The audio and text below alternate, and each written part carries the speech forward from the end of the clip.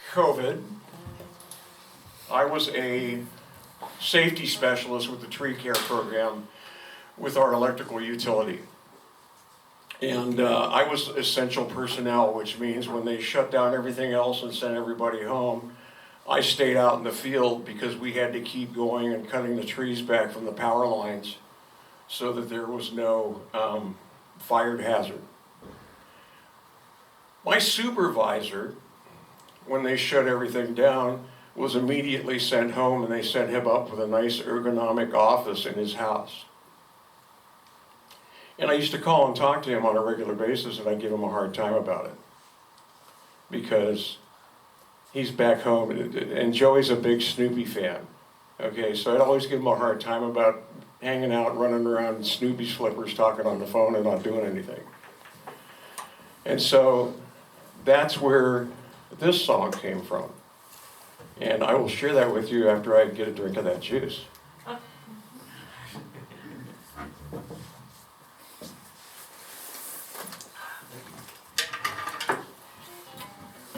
So you'll remember when it first came out, the COVID pandemic was called what? What was it? The coronavirus. Can anybody else think of any other references to anything by the name of Corona? Kids don't drink beer.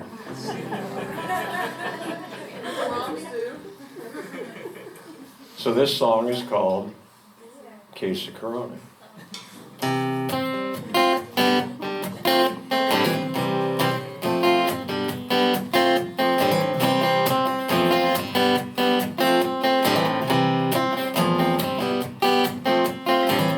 Place I worked, we had a little scare. Someone tested positive.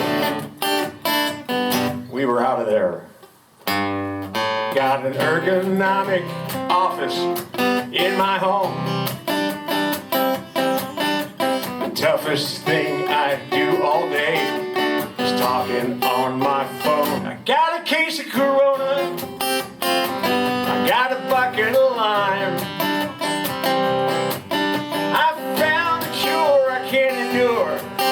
One bottle at a time. I tried drinking tequila, but my job was much too rough.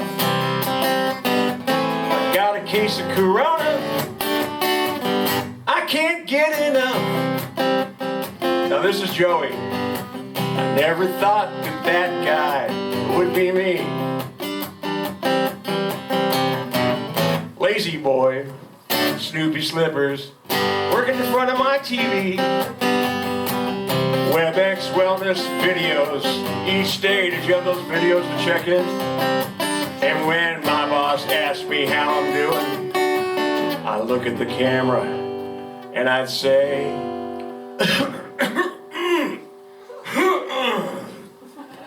I got a case of Corona, got a bucket of lime. I found a cure I can't endure. One bottle at a time. I tried drinking tequila, but my job was much too rough. Got a case of Corona. I can't get enough. Now I don't mind the social distance. I don't mind it if I wear a mask. If I had to stay home and protect the office, all they had to do was ask. I got a case of Corona, got a bucket of lime. I found a cure I can't endure. One bottle at a time. I tried drinking tequila, but the job was much too rough. I got a case of Corona. I can't get enough. I've got my butt in a lawn chair, my toes in the pool. You know, my mom didn't raise no fool. I couldn't say that other word. Your mom's sitting right there, dude. I got a case of Corona, pocket of lime, and happy hour starts again in 15 minutes time.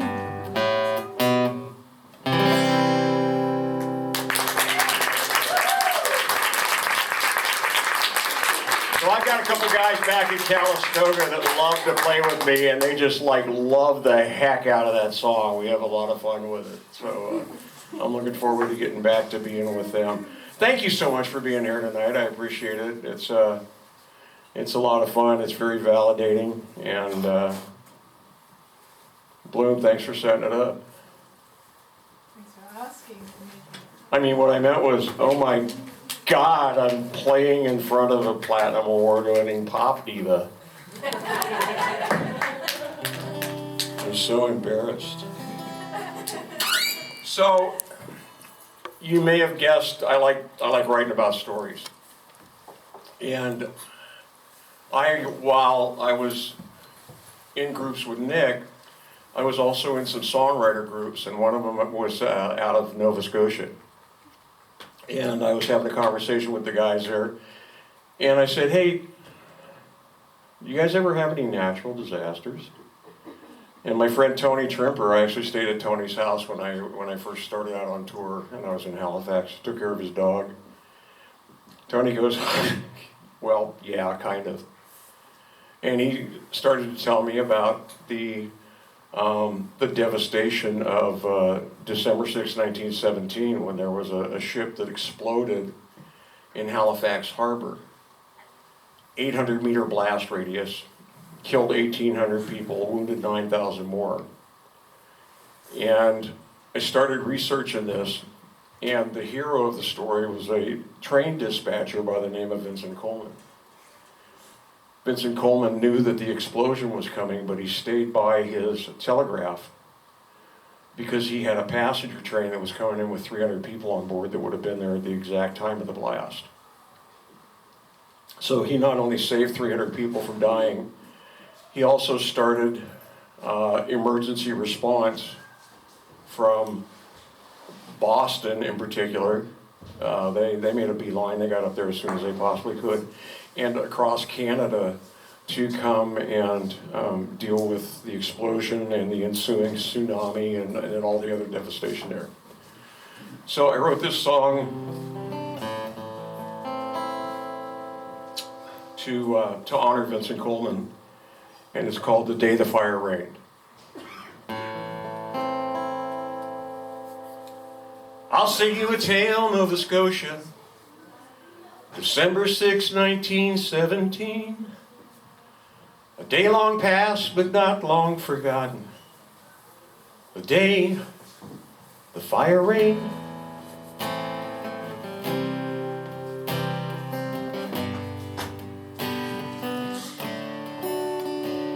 My name is Vincent Coleman. I dispatched the ICR trains. My last known location was at Richmond Station. The day the fire rained down on Halifax. The day the fire rained.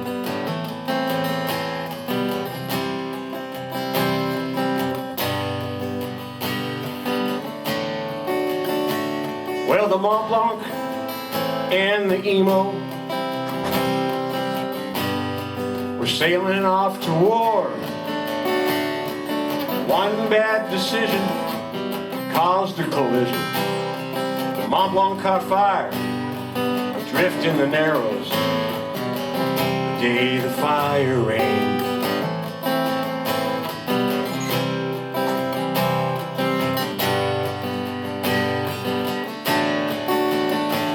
Well, the Mont Blanc, she hauled munitions,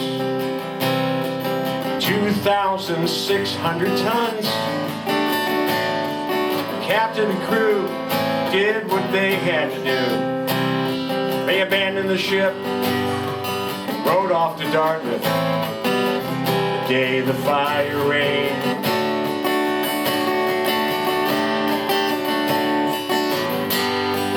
Where does God God go when you need him?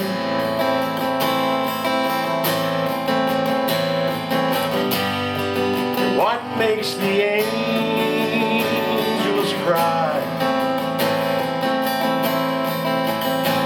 How far, how fast did you have to run?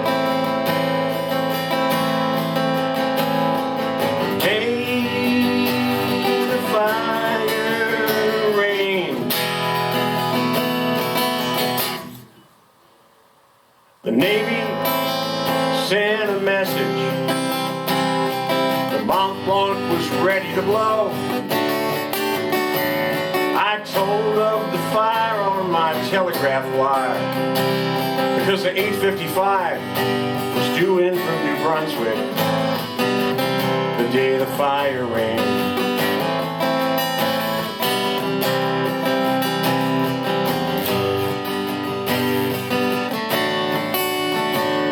I sent my final message. Goodbye, boys, the last thing I said. My life I gave so 300 were saved. Always remember the 6th of December, the day the fire rained.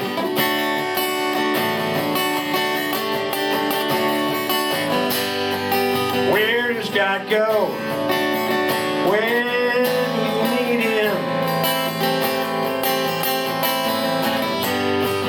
What makes the angels cry? How far, how fast did you have to run?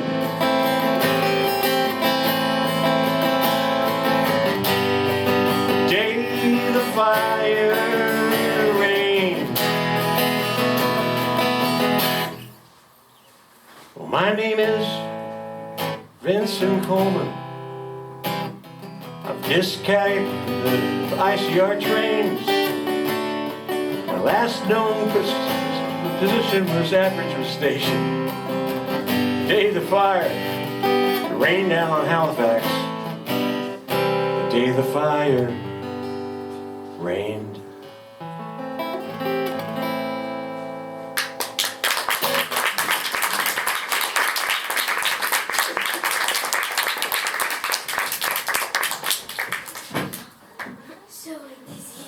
Hey, Blue, you want to do that song? Yeah, this one is for you though. This for you is